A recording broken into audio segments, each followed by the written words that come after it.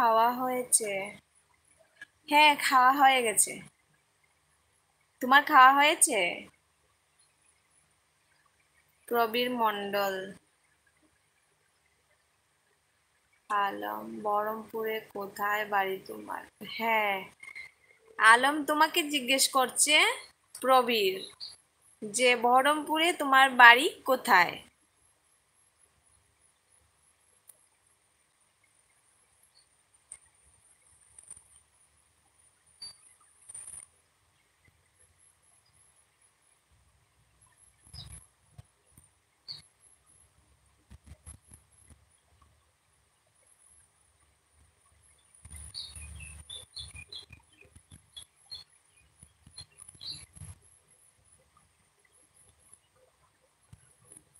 রাজভবন। প্রবীর আলম বলছে যে ওনার বাড়ি রাজভবনে।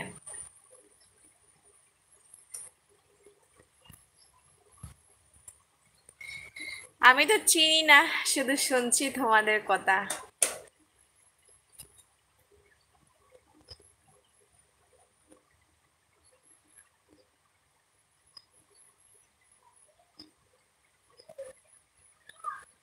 দিদি, গরম কেমন?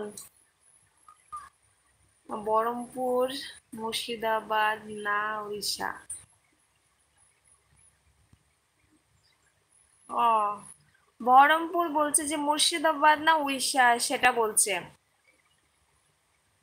প্রবীরে। আর গরম অনেকটা ভাই, কি বলবো, মানে দেখবে একদম আয়নার মতো চকচক করছে মানে রৌদ্রটা। প্রবীর মণ্ডল, আমার বাড়ি বহরমপুর। আচ্ছা আচ্ছা, প্রবীর ভাইয়েরও বাড়িটা বহরমপুরে।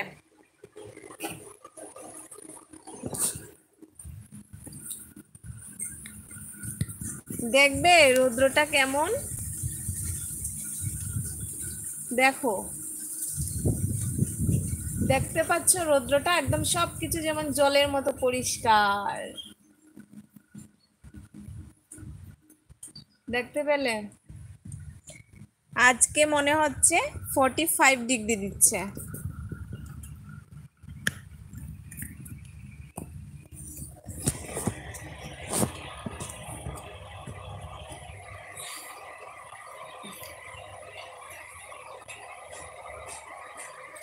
দিদি, তবুও হাওয়া আছে। হ্যাঁ, হাওয়া আছে, তা জানি না কেন আজকে ভগবান একটু মানে আশীর্বাদ করেছে, একটু হাওয়া আছে।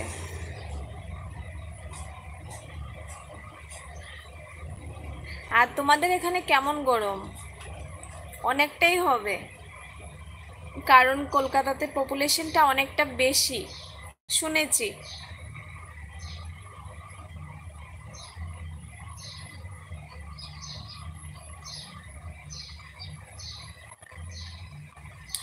আলম কোথায় হারিয়ে গেল নাকি? হ্যাঁ, জানি না, ওখানে নাই।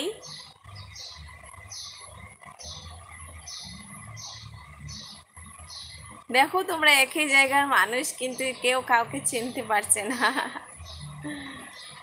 এমন হয়।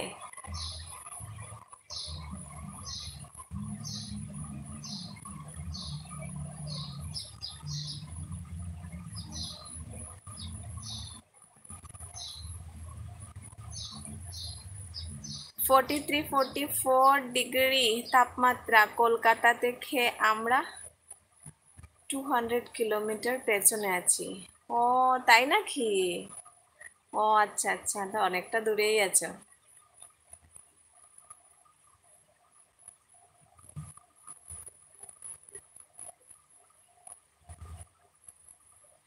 আমাদের এখানে এতটা গরম ছিল না, জানি না, এই বছরেই অনেকটা বেশি তাপমাত্রাটা, আগে এতটা বেশি ছিল না।